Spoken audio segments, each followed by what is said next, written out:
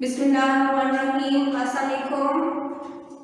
Subject mathematics class 9th and pre 9th size 8.2 हमने start की थी। 8.2 के फर्स्ट 2 क्वेश्चंस कंप्लीट हो चुके थे। आज हमने क्वेश्चन नंबर 3 स्टार्ट करना है। फर्स्ट 2 क्वेश्चंस होते वो आपके कन्वर्जन ग्राफ्स थे, जिसमें आपने दो क्वांटिटीज के कंपैरिजन को, रिलेशन को एक्सप्रेस किया था ऑन द ग्राफ कि किस तरह से डायरेक्ट प्रोपोर्शनल होल्ड किए हुई क्वांटिटीज ग्राफ के ऊपर रिप्रेजेंट की जाती है। वो चीज़ आपने कन्वर्जन ग्राफ के अंदर सीखी और रिप्रेजेंट की। आज हमने सिंपल ग्राफ स्केच करना है। अब आपको लाइंस दी होंगी, उन लाइंस को आपने x in terms of y लेना है या y in terms of x लेके आपने वो ग्राफ के ऊपर स्केच करना है। सो पार्ट नंबर ए जो है क्वेश्चन नंबर 3 का, वो यहाँ पे मेंशन है x - 3y + 2 = 0। तो आपने इसमें फर्स्ट ऑफ ऑल क्या करना है, या तो आप x को सेपरेट कर लें या y को सेपरेट कर लें। अगर आप x सेपरेट करेंगे तो x in terms of y लिखा जाएगा, अगर आप y को सेपरेट करेंगे तो वो y in terms of x consider होगा। तो ये आपके पास बाकी ओपन चॉइस है। मैं यहाँ पे अगर लेती हूँ y in terms of x, तो y को सेपरेट करना होगा मुझे। x + 2 = -3 आएगा, y यहाँ जाके +3y हो जाएगा। और अब अगर y करना है सेपरेट, 3 मल्टीप्लाई में यहाँ जाके डिवाइड हो जाएगा, x + 2 = y / 3 हो जाएगा। ये आपके पास आ गया relation y in terms of x, जिसमें y जो है वो आपके पास डिपेंडेंट है और x जो है वो इंडिपेंडेंट है। अब x को लेके y की वैल्यूज आप ऑर्डर पेड के अंदर फॉर्म कर सकते हैं। सो मैं यहाँ पे टेबल ड्रॉ कर लेती हूँ for the values. Table of values के लिए x, y और यहाँ पे इनका pair form x and y। अगर मैं x प्रोवाइड करती हूँ, यहाँ पे आपके पास आप नेगेटिव वैल्यूज भी ले सकते हो, पॉजिटिव वैल्यूज भी ले सकते हो। तो आप रैंडमली वैल्यूज ले लें, कुछ पॉजिटिव कुछ नेगेटिव। -1 ले लेते हैं नेगेटिव से, फिर 0 और 1 एंड 2 ले लेते हैं।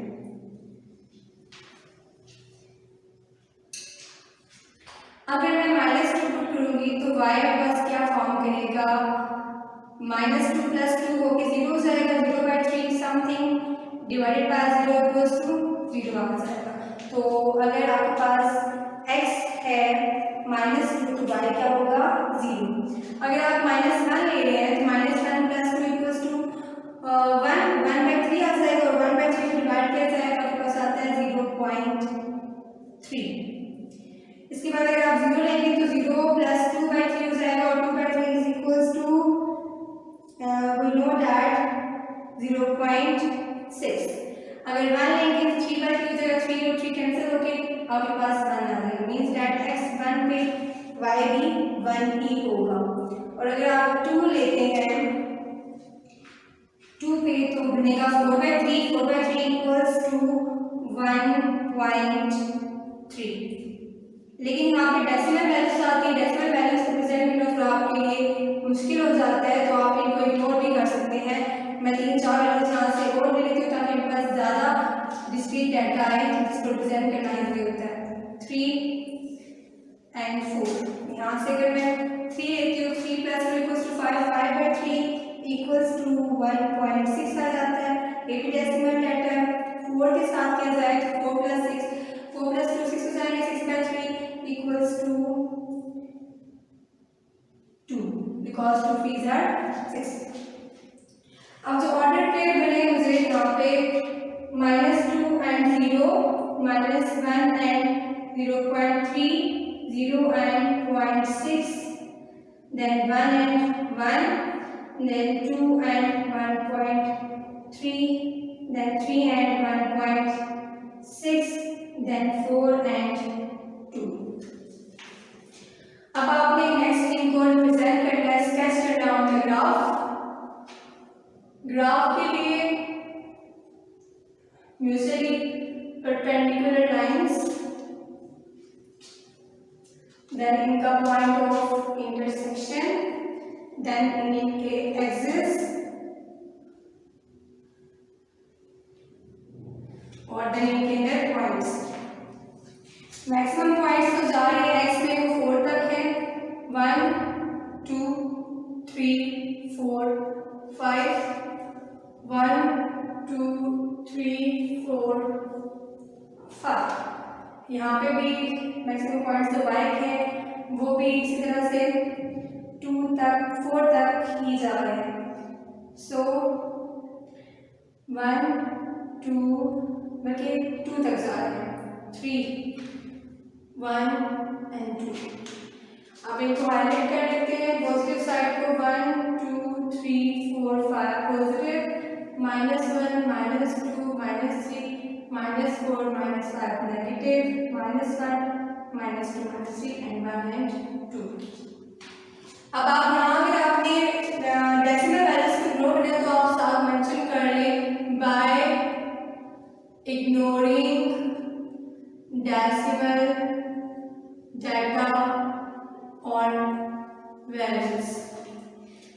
-2 पे 0, -2 आपके पास फर्स्ट जो है एक्स कंसीडर होगी, और 0 जो है वो आपके पास यहाँ बाय, तो ये एक पॉइंट मिलेगा आपको यहाँ से, ये लाइन, इसको हाईलाइट करें। देन आपके पास क्या है जी, नेक्स्ट डेसिमल डाटा इग्नोर कर लें, उसके बाद नेक्स्ट में डेसिमल है 1 and 1 आपके पास यहाँ से और ये 1, इनको कंबाइन कर लें 1 and 1। इसके बाद नेक्स्ट जो डाटा है, नेक्स्ट 2 भी डेसिमल के साथ है, उनको इग्नोर कर लें। लास्ट जो है वो 4 and 2, 4 यहाँ से और 2 यहाँ से।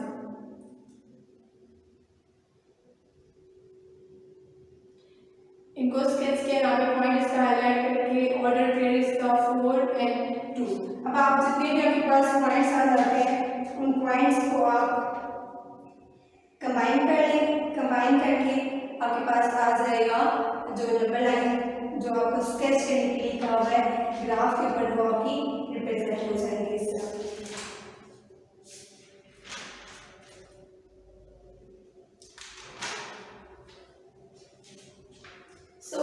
एक ये पॉइंट था और एक ये पॉइंट था, और यहाँ से ये -2 and 0 एक ये पॉइंट था। तो ग्राफ बनेगा आपके पास कुछ इस तरह से, इनको कंबाइन यहाँ से कर लें, यहाँ से, बिकॉज हमें रैंडमली वैल्यूज नहीं है, आगे प्रोसीड कर रहे हैं तो आप बोथ साइड में इनको एरोस के साथ रिप्रेजेंट कर दें। नेक्स्ट तो आपके पास है बाकी जो रिमेनिंग पार्ट्स है, उनमें भी आपने इसी तरह से y in terms of x का रिलेशन बनाना है, रिलेशन बनाने के बाद फिर आपने उनको स्केच करना है ऑन द ग्राफ। अगर आपके पास दो वेरिएबल्स नहीं आ रहे, सिंगल वेरिएबल आ रहा है, तो सिंगल वेरिएबल को आप फर्स्ट ऑफ ऑल सेपरेट करेंगे। अगर x वेरिएबल है तो वैल्यू सेपरेट करके उनको आपने सॉल्व करना है, फिर आप प्रेजेंट करेंगे सेम इस तरह से। अगर आपके पास y वैल्यूज आ रही हैं तो उनको भी पहले y की वैल्यूज जो है उनको सेपरेट करके आपने इनको ग्राफ के ऊपर रिप्रेजेंट करना है। तो इस तरह से क्वेश्चन कंप्लीट कर लेते हैं। क्वेश्चन नंबर 3 का पार्ट नंबर E।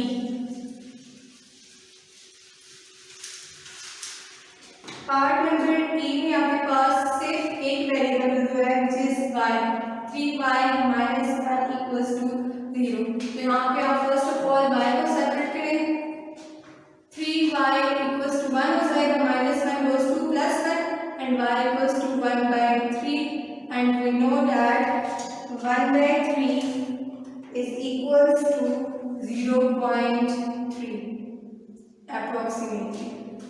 इसको आप रिप्रेजेंट करेंगे ग्राफ के ऊपर, तो ये 0.3 जो होगा ये डिफॉल्ट 1 होगा।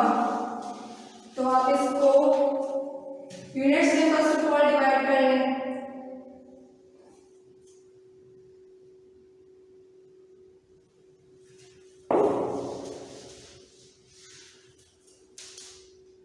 Straight vertical line, straight horizontal line और आपको चाहिए y। अगर y आप यहाँ पे ले रहे हैं 1 तो इसको आप इसका हाफ जो होगा वो 0.5 होगा। यहाँ से ये पॉइंट इंटरसेक्शन 0 1 2 3 4 एंड 5, इस तरह से 1 2 3 4 एंड 5। तो ये आपके पास आ जाएगा 0.3 0.1 0.1 0.2 0.3 0.4 5 से ऑनवर्ड। ये रिक्वायर्ड नहीं है, सारे को स्पेशल का आप यहाँ पे लिख लें 1 -1 एंड माइनस। आपको इसके कैसे करना है, y को -3 0.3 यहाँ पे इस पॉइंट को हाईलाइट करके आप स्ट्रेट लाइन यहाँ से स्केच हो जाएगी। और ये जो लाइन है ये किसके पैरेलल जा रही है, it is parallel to the x axis. इस तरह के क्वेश्चन हम पहले भी कर चुके हैं। सो ये क्वेश्चन बहुत इजी थे, इस वजह से मैंने यहाँ पे वैसे आपको सिर्फ 2 पार्ट्स ही करवाए। लास्ट क्वेश्चन जो है वो draw the graph for following relations. अभी आपको अगेन जो आपने फर्स्ट जो पार्ट्स किए थे, इस तरह से आपको रिलेशंस दिए हैं और उन रिलेशंस को लेके आपने उनको ग्राफ पे स्केच करना। अब इन क्वेश्चन नंबर 4 के पार्ट्स में भी आपको रिलेशंस दिए हुए हैं, 2 क्वांटिटीज के कंपैरिजन दिए हुए हैं और इन कंपैरिजंस के अंदर भी आपने कन्वर्जन्स ही यूज करिए, मतलब आप कन्वर्जन ग्राफ को ही यूटिलाइज करेंगे उस प्रोसीजर को ही।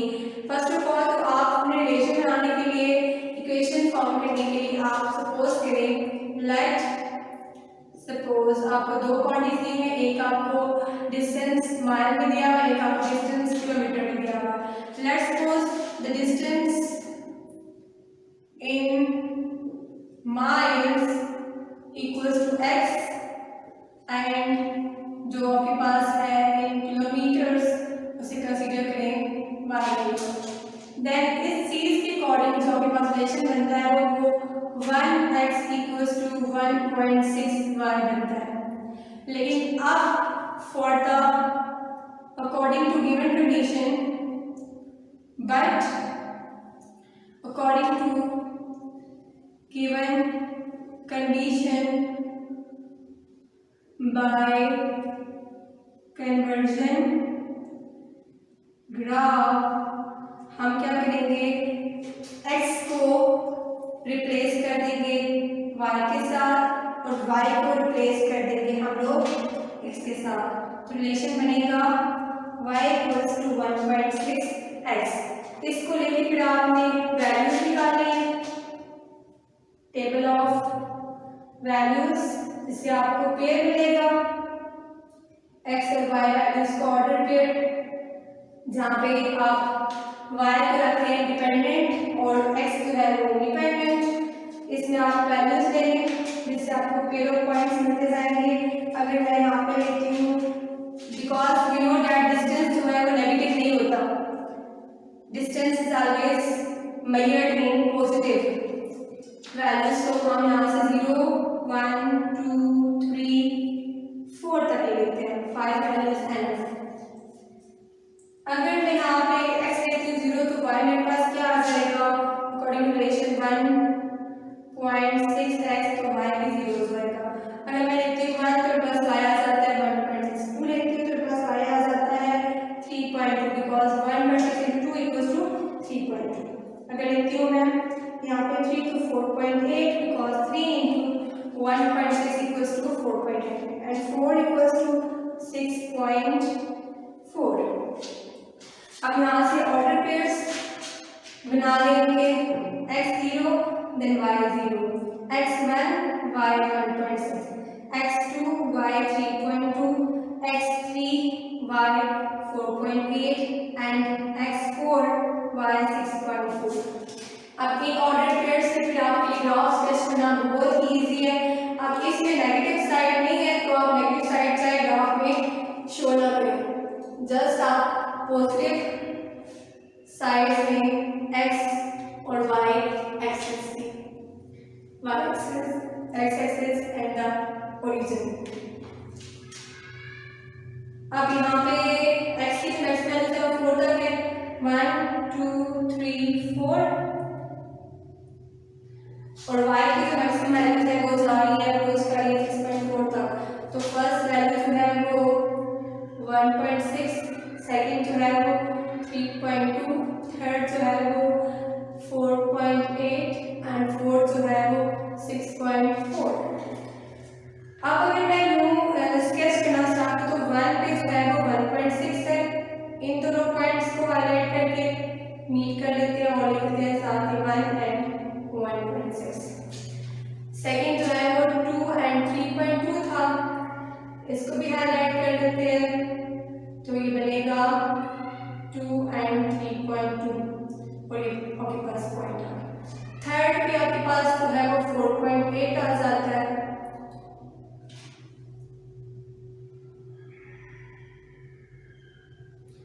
एंड 4.8। फोर पे आपके पास होता है 6.4,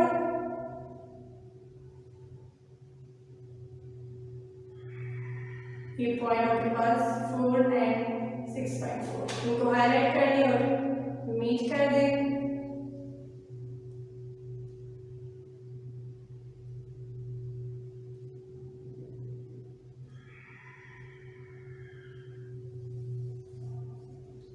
इस तरह से हमारा जो है वो ग्राफ स्ट्रेट लाइन के फॉर्म में आ जाता है।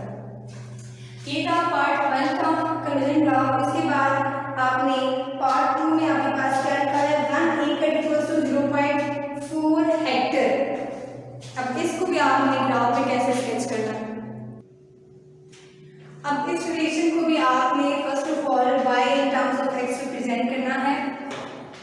1 एकड़ इक्वल्स टू 0.4 हेक्टेयर। अब जो एकड़ है ये हेक्टेयर से छोटा होता है, लैंड की बात हो रही है, और एक हेक्टेयर के अंदर 100 एकड़ होते हैं। इसको आपने बाय ग्राफ स्केच करना है। तो लेट्स सपोज करें एकड़ इक्वल्स टू x है एंड जो हेक्टेयर है वो इक्वल्स टू y, ठीक है।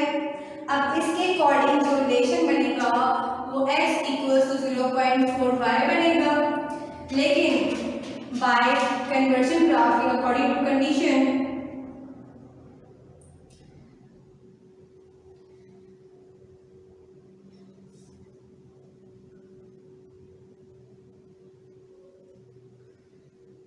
ये आ जाएगी आपके पास, ये इन्वर्ट होगी, x को इन्वर्ट कर लेंगे y के साथ और y को इन्वर्ट कर लेंगे x के साथ, तो बनेगा relation y equals to 0.4x। अब इसको लेके आपने सेम उसी पैटर्न पे वैल्यूज लिस्ट बनानी है ऑर्डर पेयर्स की, जिसमें आपके पास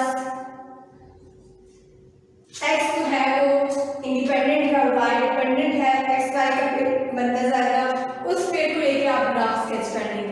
सेम इसी पैटर्न पे जो आपके पास क्वेश्चन नंबर 4 का पार्ट नंबर 3 है, उसमें तो आपको रिलेशन आने की जरूरत ही नहीं है, आपको ऑलरेडी गिवन है।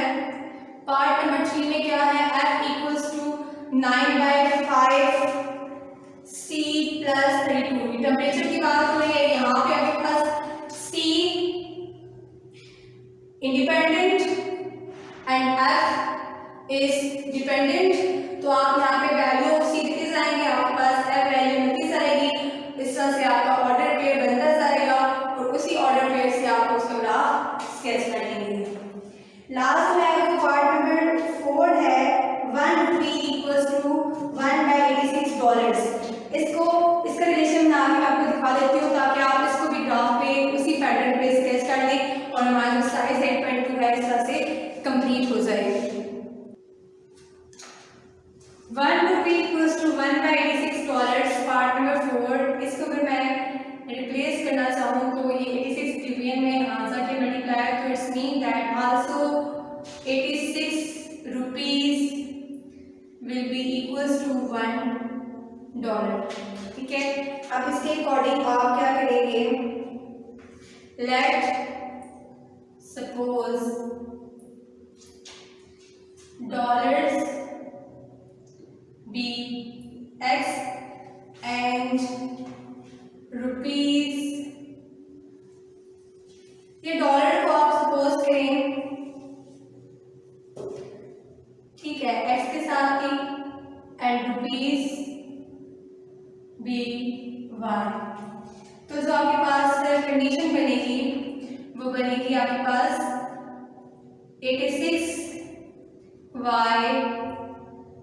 Equals to x। अब आपने कन्वर्जन करनी है इसकी, by conversion y equals to क्या हो जाएगा 86x। आप x को रिप्लेस कर देंगे y के साथ, y को रिप्लेस कर देंगे x के साथ, ठीक है।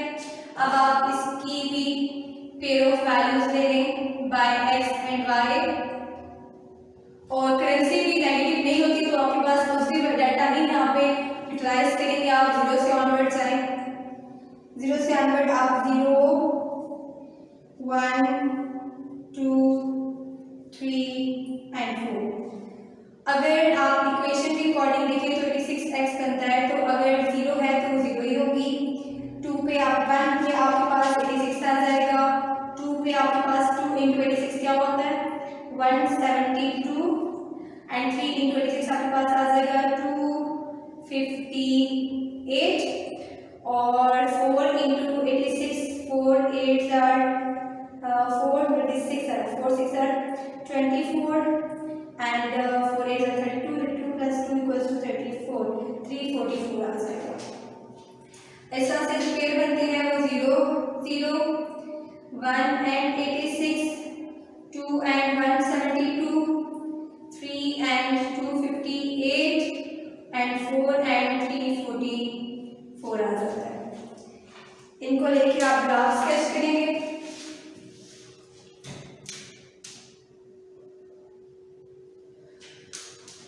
यहाँ पे आप पॉजिटिव साइड ही लें, फर्स्ट क्वाड्रेंट की यूटिलाइज करें, जिसमें आपके पास x भी पॉजिटिव है, y भी पॉजिटिव है, और यहाँ पे x के सराउंडिंग में 4 टर्म्स है, 1 2 3 4 वैल्यूज,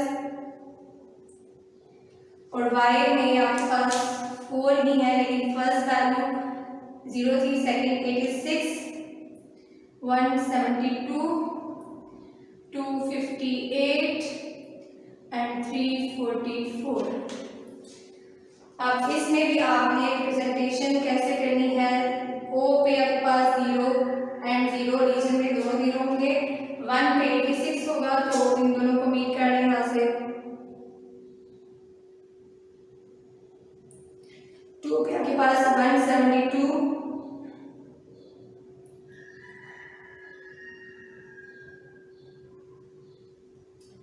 3 पे आपके पास 258,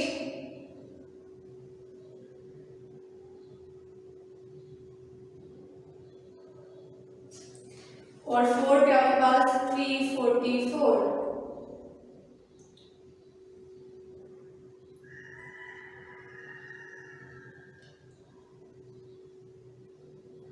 अब यहाँ पे points highlight, 1 and 86, 2 and 172, 3 and 258। अब इनको मीट करना है। ये इस तरह से आपकी ग्राफ रिप्रेजेंटेशन स्केच कर लिया ग्राफ इन दोनों करेंसीज को लेके, पाकिस्तानी रुपीस से और यूएस डॉलर्स से। यहाँ पे आपकी एक्सरसाइज 8.2 कंप्लीट होती है, जिसमें हमने कन्वर्जन ग्राफ्स स्केच किए, और कन्वर्जन ग्राफ्स को यूज क्यों किया जाता है, जब दो क्वांटिटीज के ट्रेंड को, उनके रिलेशन को आप कंपेयर करके डिस्कस करते हैं। उनको समझने के लिए, उनको ऑब्जर्व करने के लिए, उनके ट्रेंड को डिस्कस करने के लिए आप इन ग्राफ्स को यूटिलाइज करते हैं। लेक्चर यहाँ पे कंप्लीट होता है। होप सो कि आपको समझ आया होगा। आपने जो ग्राफ्स है ये सारे ग्राफ पेपर के ऊपर ड्रॉ करने हैं और प्रॉपर मेजरमेंट लेके स्क्वायर बॉक्सेस को आपने जितने भी आप कंसिडर करेंगे 1 मिनट 2 मिनट आप उसको साथ लेबल करेंगे, साइड ब्लॉक बना के मेंशन करेंगे कि हम इतने बॉक्सेस को ले रहे हैं एज अ 1 यूनिट। अल्लाह हाफ़िज़। बिस्मिल्लाहिर्रहमानिर्रहीम। जी 9th class chapter number 8 thermal properties of matter. आज का हमारा जो टॉपिक है वो है linear thermal expansion and volume thermal expansion. जिससे पहले आप लोगों को जस्ट मैं ये डिफ़ाइन करके बता दूं कि आपके पास थर्मल एक्सपेंशन बेसिकली क्या फिनोमिना होता है। ठीक है, देखिए बेसिकली जो थर्मल वर्ड है ये रिलेटेड होता है हीट से। ठीक है, मतलब इसका मतलब होता है कोई हरारत। एक्सपेंशन का मतलब होता है फैलाव। मतलब थर्मल एक्सपेंशन आपके पास एक ऐसा प्रोसेस होता है जिसमें जब हम हीट करते हैं ना किसी भी सॉलिड ऑब्जेक्ट को, यानी टेम्परेचर देते हैं, तो टेम्परेचर जैसे जैसे चेंज होगा मतलब इंक्रीज़ होता जाएगा, तो आप देखेंगे उस हीटिंग के बाद टेम्परेचर गेन करने के बाद जो वाइब्रेशन होती है एटम और मॉलिक्यूल्स की उस सॉलिड ऑब्जेक्ट में, जो कि बहुत टाइटली पैक्ड होते हैं पहले, वो बहुत ज़्यादा हो जाती है और वो एक दूसरे को पुश करना शुरू कर देते हैं खुद से थोड़ा दूर दूर। ठीक है, यानी the push one another father away. जैसे जैसे वो ओवरऑल वाइब्रेशन ऑन मॉलिक्यूल्स की बढ़ती चली जाती है। वो कब बढ़ती है? जब हम उसको टेम्परेचर देते हैं, किसी भी सॉलिड ऑब्जेक्ट को हीटिंग देते हैं, यानी कि हीट अप करते हैं। तो लिहाजा जब वो पूरी तरह से हीट अप हो जाती है कोई भी ऑब्जेक्ट जो आपके पास सॉलिड है, जैसे मिसाल के तौर पे मेटल ऑब्जेक्ट्स की इसमें बात कर सकते हैं। ठीक है, जैसे आयरन रॉड हो गया आपके पास या कोई ऐसी ऑब्जेक्ट, तो फिर क्या होता है आप लोगों के पास वो जो थर्मल एक्सपेंशन होती है, यानी कि उस हीट करने के बाद वो ऑब्जेक्ट स्लाइटली एक्सपेंड हो जाती है। उसके अंदर वो जो एक्सपेंशन बेसिकली आती है वो क्या होती है? ज़्यादातर उसकी वजह से उसकी थोड़ी सी लेंथ में चेंज आ जाता है, उसकी ब्रेड्थ में चेंज आ जाता है, वॉल्यूम चेंज हो जाता है, यानी ओवरऑल। ठीक है, थिकनेस, ब्रेड्थ, लेंथ, ये चीज़ें जो होती हैं वो ओवरऑल हीट करने की वजह से थोड़ी सी चेंज हो जाती हैं। तो ये ओवरऑल जो आपके पास एक्सपेंशन हुई, चूँकि हीट करने की वजह से हुई, इसलिए हम इन जनरल कह सकते हैं कि ये थर्मल एक्सपेंशन है। अब जो लीनियर थर्मल एक्सपेंशन है, जैसा कि नाम से जाहिर है, लीनियर वर्ड लेंथ से निकला है। ठीक है, जो लेंथ में चेंज आएगा आपके पास किसी भी सॉलिड की, वो बेसिकली हीट करने पे किस तरीके से आता है, और अगर हम उसको मैथमेटिकली डिराइव करना चाहें तो हम किस तरीके से डिराइव करके न्यूमेरिकली उसके कोएफिशिएंट्स को कैलकुलेट कर सकते हैं। अब ये हम बेसिकली यहाँ पे स्टडी करेंगे। ठीक है, ठीक हो गया। लीनियर थर्मल एक्सपेंशन बेसिकली आपने एक मेटल रॉड कंसीडर करना है और आपने उसकी लेंथ ली L0। ठीक हो गया, एक सर्टेन टेम्परेचर पे जो कि T0 था। यानी कि अभी फ़िलहाल जो आपने लेंथ और टेम्परेचर लिया वो ओरिजिनल है, इसलिए मैं इसको LOT और कह रही हूँ L0 T0। ठीक हो गया।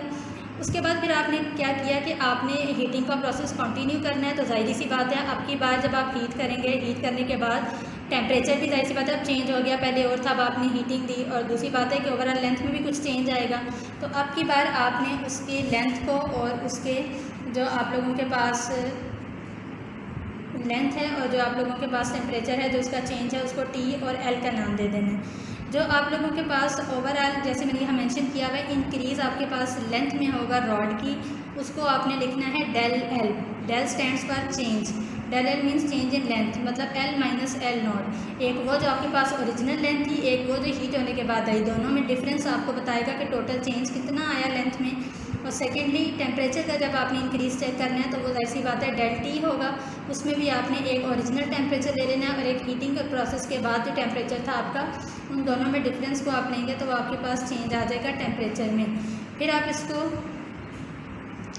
आप इसको कुछ इस तरीके से भी देखें, लिख सकते हैं जहाँ पे आपके पास लिखा हुआ है ना, डेल L डायरेक्टली प्रोपोर्शनल होता है L0 डेल T। मतलब जो आपके पास टोटल इंक्रीज लेंथ में आएगा बेसिकली वो डायरेक्टली चेंज होगा, किसके चेंज की वजह से?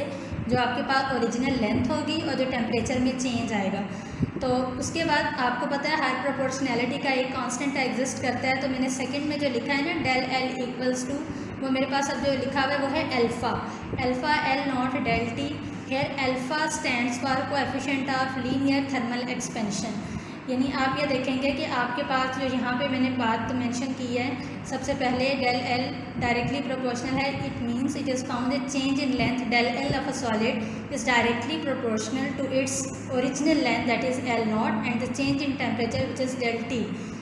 सो एक्चुअल इक्वेशन जो आपके पास फॉर्म होगी वो कुछ इस तरह से होगी। फिर अल्फ़ा आपके पास कोएफिशिएंट आ गया, हम increase in length L minus L0 लिख सकते हैं। फिर आपको पता है L फाइंड आउट करने के लिए L0 को हम उस साइड ले दें तो L0 plus alpha L0 del T हो जाएगा। L0 हम कॉमन टेक कर सकते हैं यहाँ से, आपके पास रिमेनिंग इक्वेशन कुछ ऐसी बनेगी।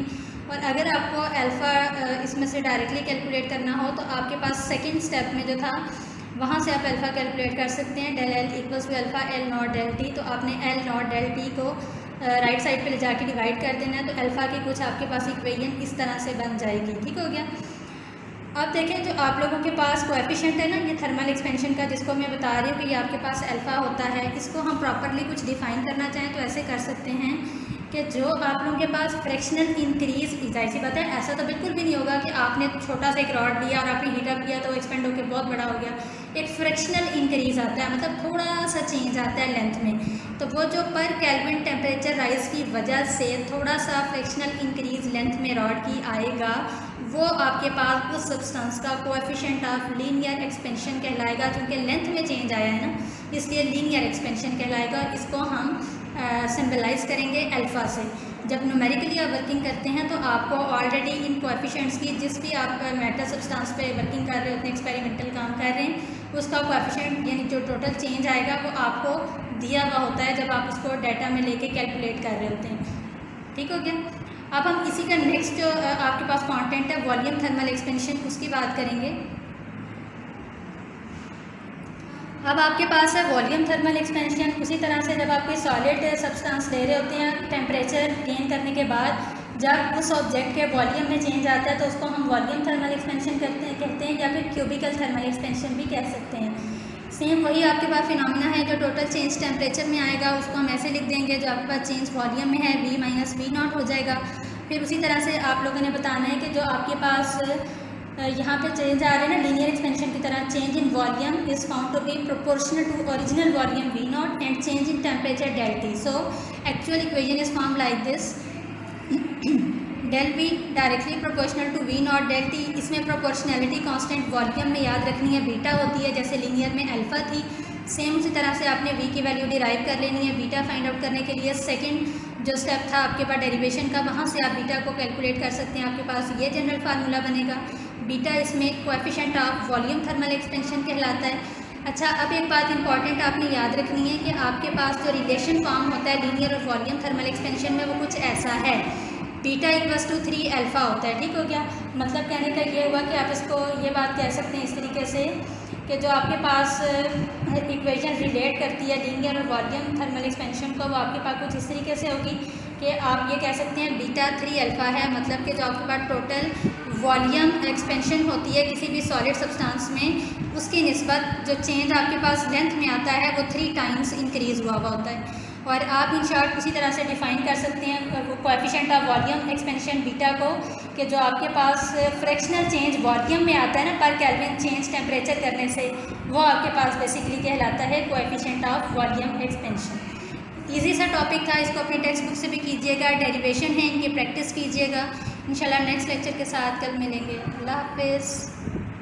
बिस्मिल्लाहिर्रहमानिर्रहीम। अस्सलाम वालेकुम स्टूडेंट्स ऑफ क्लास 9। हमारा चैप्टर नंबर 7 है और chapter number 7 electrochemical chemistry.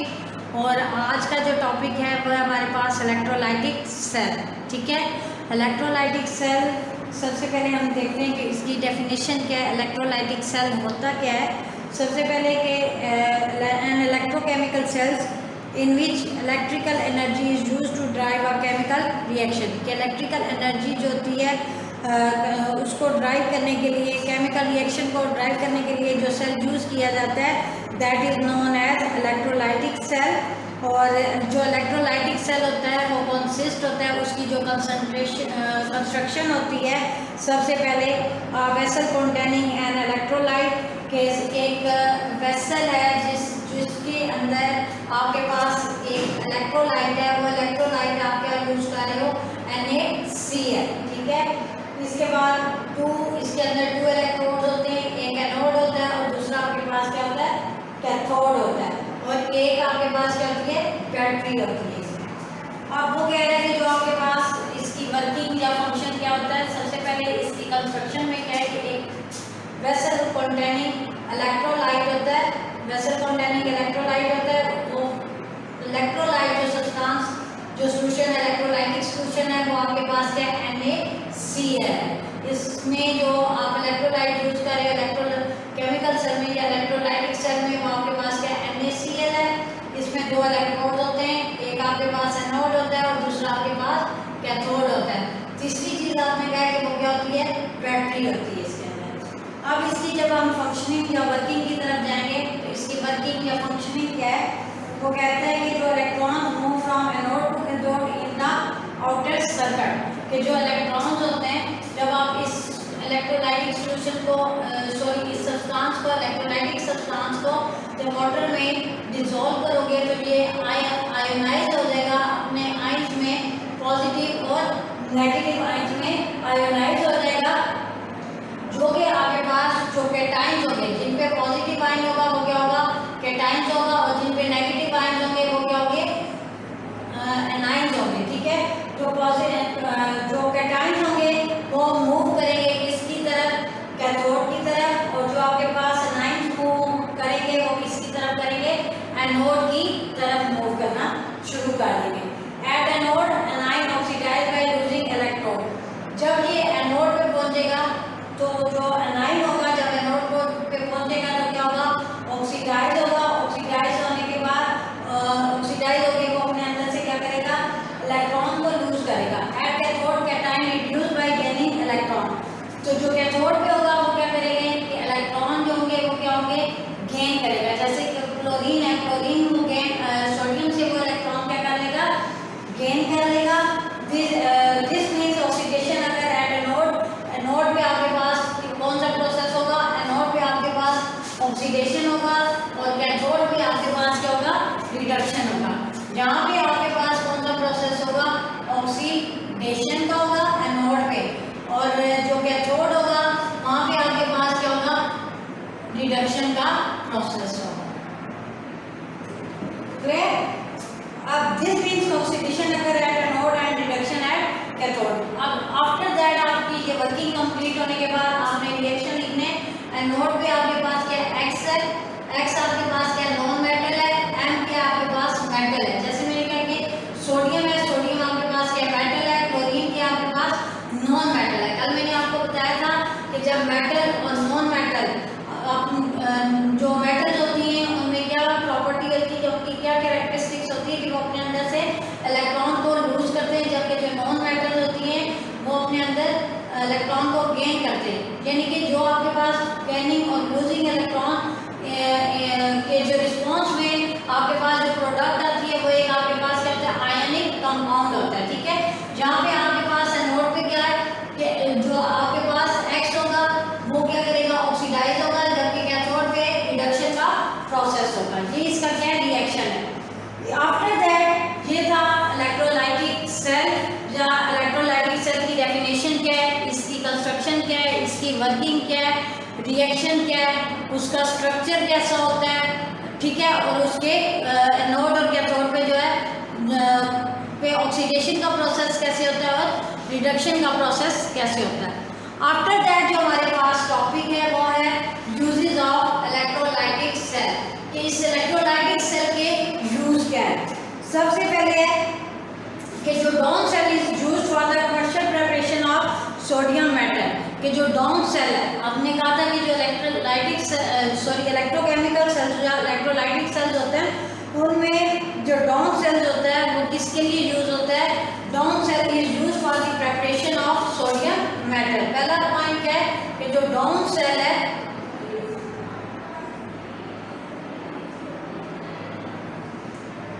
For preparation of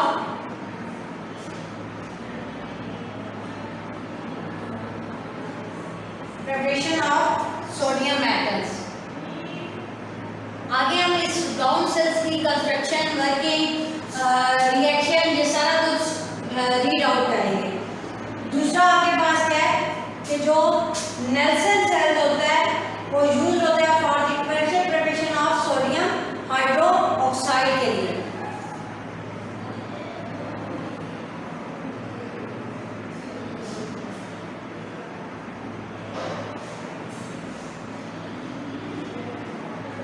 For the commercial preparation of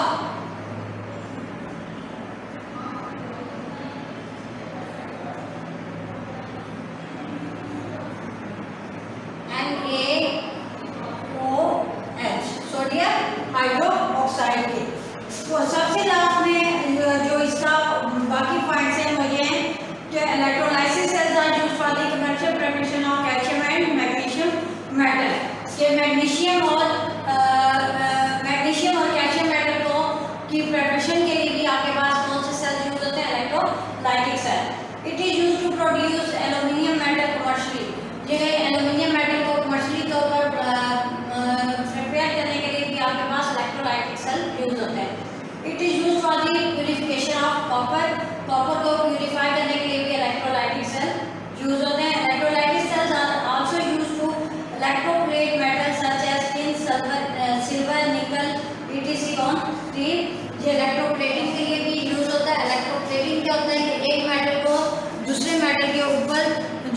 उसकी एक क्या कहते हैं चढ़ा दिया जाता है, एक मेटल के ऊपर दूसरी मेटल को चढ़ा दिया जाता है, वो क्या होता है इलेक्ट्रोप्लेटिंग होता है। इलेक्ट्रोलाइटिक सेल्स जो होते हैं वो फॉर द इलेक्ट्रोप्लेटिंग प्रोसेस के लिए भी यूज होते हैं। Electrolytic cells are used to prepare anodised aluminium. Anodised aluminium can absorb dyes. Dyeing of anodised aluminium can produce metallic red, कि जो एनोडाइज्ड एल्यूमिनियम होता है वो प्रोड्यूस करता है मेटालिक रेड को, मेटालिक ब्लू को, या आपके पास क्या है other metallic colours on the metal surface. ये थे कि आपके पास के जो आपके मेटल्स होती हैं वो किस तरह से यूज़ होती हैं। इलेक्ट्रोलाइटिक सेल्स का यूजेस कहाँ पे हो रहा है, कौन सी चीज़ों में जो है इलेक्ट्रोलाइटिक सेल की जो इम्पोर्टेंस है वो क्या है। सबसे पहले वो कह रहे हैं कि जो डाउन सेल्स होते हैं, मैं अगेन रिकॉल कर रही हूँ कि डाउन सेल जो होता है वो यूज़ होता है for the preparation of sodium metal. Nelson cell is use for the commercial preparation of sodium hydroxide. Nelson cell जो होते हैं वो प्रेपरेशन ऑफ सोडियम हाइड्रोक्साइड की प्रेपरेशन के लिए भी यूज़ होता है। इसके बाद जो इलेक्ट्रोलाइटिक सेल्स होते हैं commercial preparation of calcium and magnesium metal के लिए भी यूज़ होता है। After that it is use to produce aluminium and commercially aluminium metal commercially, और एल्यूमिनियम मेटल को कमर्शियली तौर पर प्रोड्यूस करने के लिए भी आपके पास इलेक्ट्रोलाइटिक सेल्स यूज होते हैं। आपके पास जो प्यूरिफिकेशन ऑफ कॉपर और में से कॉपर को जो प्यूरिफाई करते हैं उसके लिए भी आपके पास इलेक्ट्रोलाइटिक सेल यूज किए जाते हैं। Electrolytic cells are use to prepare anodised aluminium. Anodised aluminium can absorb dyes. Dyeing of anodized aluminum can produce metallic red, metallic blue or other metallic colors on the metal surface। ये है कि आपने electrochemical cells क्या होते हैं उनकी definition, जैसे आपके पास ये मैंने पॉइंट्स बना के रख लिए हैं कि आपने इसी तरह से अपनी नीट कॉपी के ऊपर इस इलेक्ट्रोलाइटिक सेल की डेफिनेशन इन्हीं पॉइंट्स को मद्देनज़र रखते हुए आपने नीट कॉपी पे ये काम करना है। डेफिनेशन आपने लिखनी है, आफ्टर दैट कंस्ट्रक्शन करना है, हेडिंग बनानी है। कंस्ट्रक्शन में आपके पास 3 पॉइंट आएंगे कि सबसे पहले एक वेसल होता है जिसमें इलेक्ट्रोलाइट होता है। वो इलेक्ट्रोलाइट आप इसमें क्या यूज़ कर रहे हो, सोडियम क्लोराइड को यूज़ कर रहे हो, ठीक है। ये वर्किंग के कंस्ट्रक्शन में ये 3 पॉइंट लिखने के साथ साथ आपने इसकी डायग्राम भी ड्रॉ करनी है। आफ्टर दैट वर्किंग आएगी कि इसमें इलेक्ट्रॉन जो होते हैं वो किस तरह से मूव करें, कैथोड से एनोड की तरफ इलेक्ट्रॉन, या एनोड से कैथोड की तरफ इलेक्ट्रॉन किस तरह से मूव करेंगे, और ऑक्सीडेशन का रिएक्शन कहाँ पे होगा और रिडक्शन का प्रोसेस कहाँ पे होगा। आफ्टर दैट आपने रिएक्शंस इसके करने। आज का टॉपिक यहीं पे कंप्लीट होता है। इंशाल्लाह कल हम लोग डाउन सेल्स की डैनियल सेल को रीड आउट करेंगे, उसकी कंस्ट्रक्शन, उसकी वर्किंग, उसका फंक्शन, ये सब कुछ हम लोग डाउन सेल में करेंगे।